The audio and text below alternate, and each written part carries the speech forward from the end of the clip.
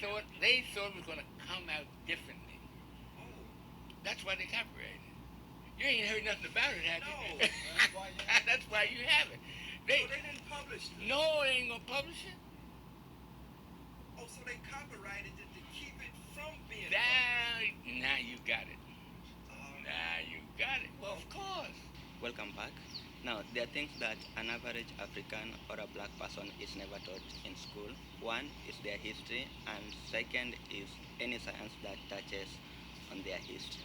Now, to understand what it is I'm trying to say, take a look at this video and see if any of these things you hear you ever had in school. To go into something that he came upon, which has set the scientific world of white geneticists into a fit.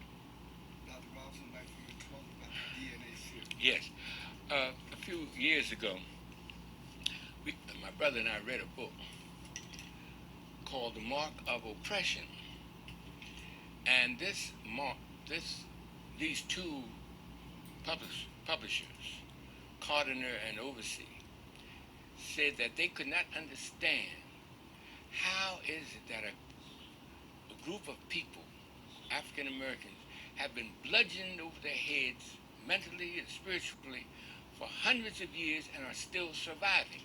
They couldn't understand it. And they said so in their book.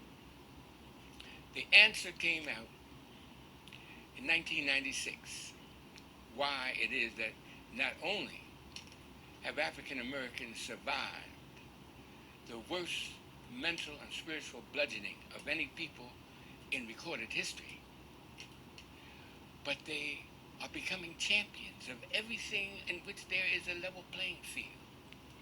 No matter what it is, we predominate in every field. This is why they won't teach our children African history, because they know that once our children get on the same level playing field as their white counterparts, that they will dominate just like we dominate in basketball, baseball, football, track and field, and anything else in which there is a level playing field. So that while they teach their children about the greatness of their European ancestors, they won't teach our children about the greatness of their African ancestors, because then that would be a level playing field in academia, and they know that we will predominate just like all of these examples we've given them, that our children predominate when they know who they are from the African historical point of view. Now, here's what I found out in 1996. A group of geneticists wrote this book. Little tiny paper. Geneticists. Can you identify where they're from and how it came about? Yeah, okay. All right, sure. Yes, indeed. An organization is called the American Association for the Advancement of Science. The American Association for the Advancement of Science. Now, this organization is composed of people who study about DNA and the genome. And you've been reading about the DNA and the genomes. Well, this group of scientists came upon an idea by accident at first, that different groups of people had different numbers of DNA series. Now, a DNA series means that when your DNA is located, and say they get a hair from your head and they subject it to certain tests, they say, well, this is the DNA of Minister Brown, and yours is different from everybody else in the world, all right? Then they found further that not only are their DNA series different, but the number of DNAs in there are different in different groups. Whites have a different number of DNA, and blacks have a different number of DNA series. Apes have a different number of DNA series. Then they found this amazing thing, that the greater the number of DNA series, the smarter the person, the group is, the greater the probability of genius within that group. So they tested the orangutans, these 15 geneticists from around the world. Now, these geneticists came from 9 different universities. And we have here on the cover of the pamphlet they put out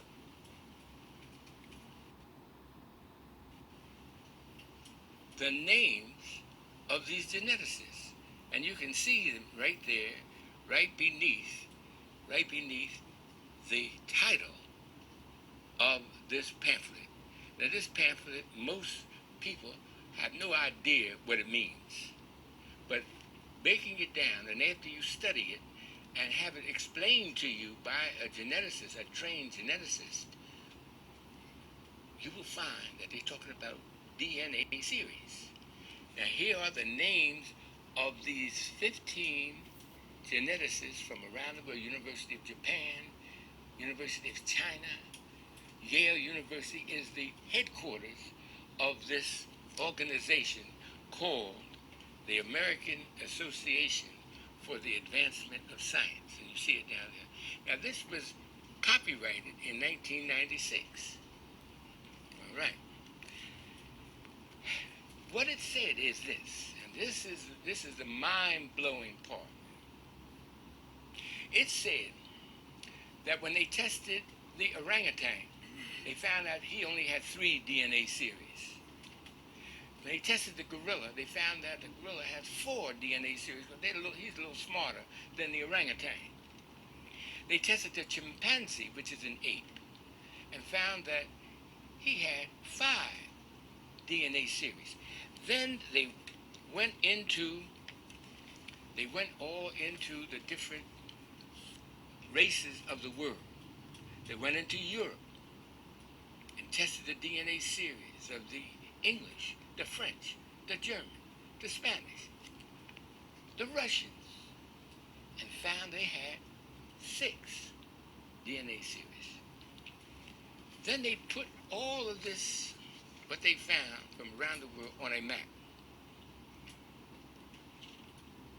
And this map really is called the intelligence map of the world, because they tested 116 different human groups and found their DNA series numbers. All of them, all over the world, have 6. And they put the numbers in form of a little flag that you can see on this map. These little flags have a color. And they show, oh, this is upside down. I'm sorry. Yeah. And they show that the English have only 6, and all into Europe, only 6. Went over into Japan and China, and they only have 6. Over into America, was a predominantly European, and they only have 6. Then they came to Africa, and they came to the part of Africa. Now, all the rest of them, they put in little flag colors.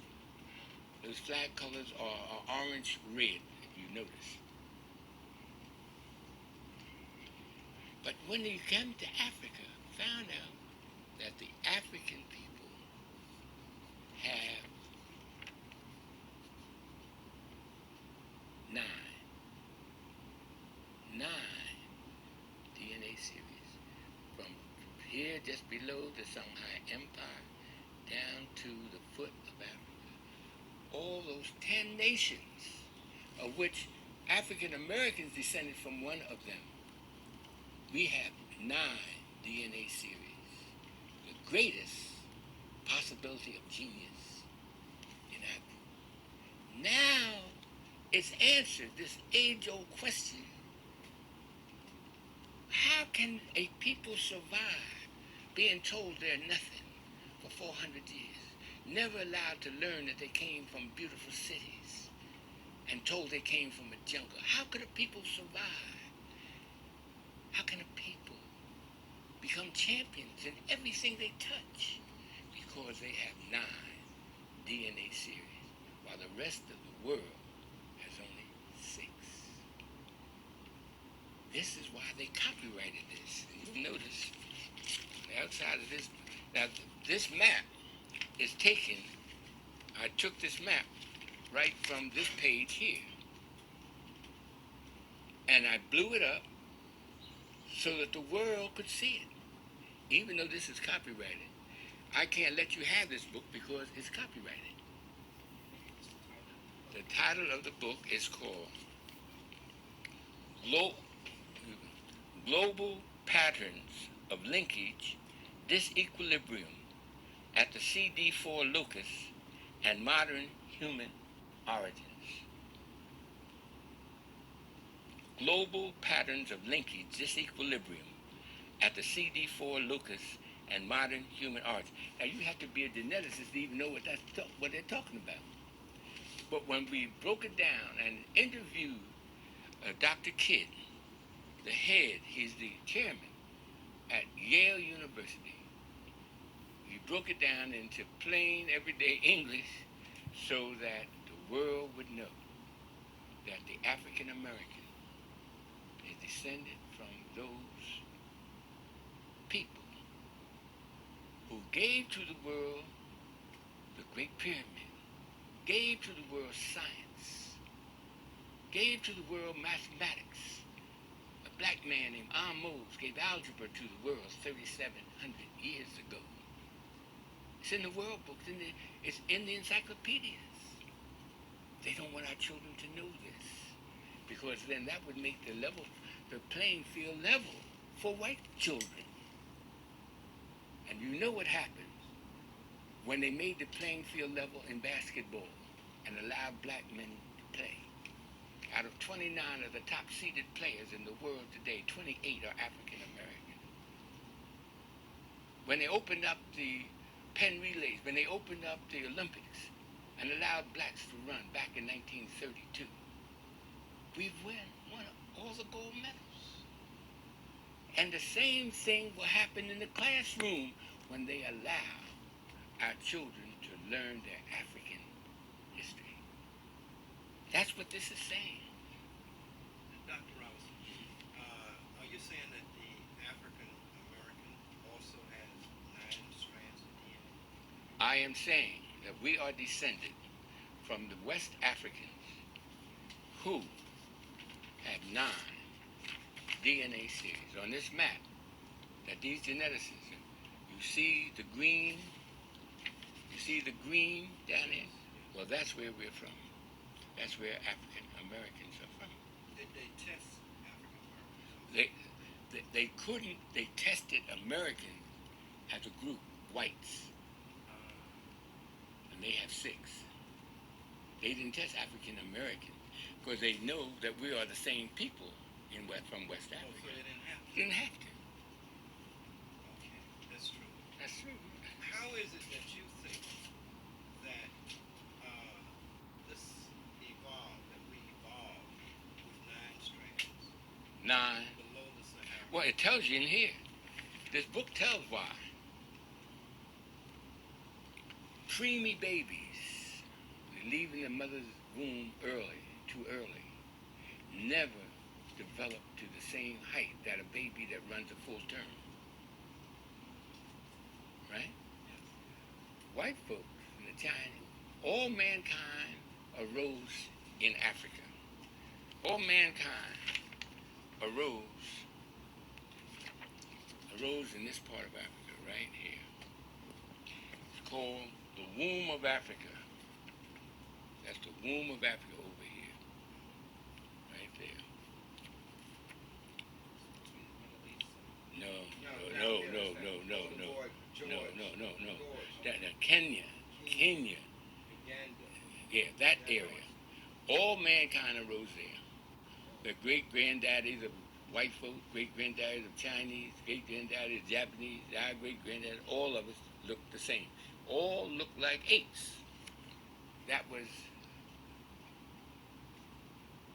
called Australopithecus. I don't know how technically you want me to get. Australopithecus was the granddaddy, great-great-granddaddy of all races. Now, they left the womb 800,000 years ago. Whites left the womb and went wandered up into Europe, and the Chinese wandered over into Asia, and they left the room before they were fully developed. That's why they did not develop melanin like we did. Those of us who stayed developed full term. They never developed the melanin stimulating hormone. This is why we're the only race on the planet that does not have head lice in our hair. Head lice. Head lice. They are little bugs. Yes. Yeah. Cooties, right. Cootie. We're the only race on the planet because we developed full term. We lost our straight hair, that animal hair, over 150,000 years ago.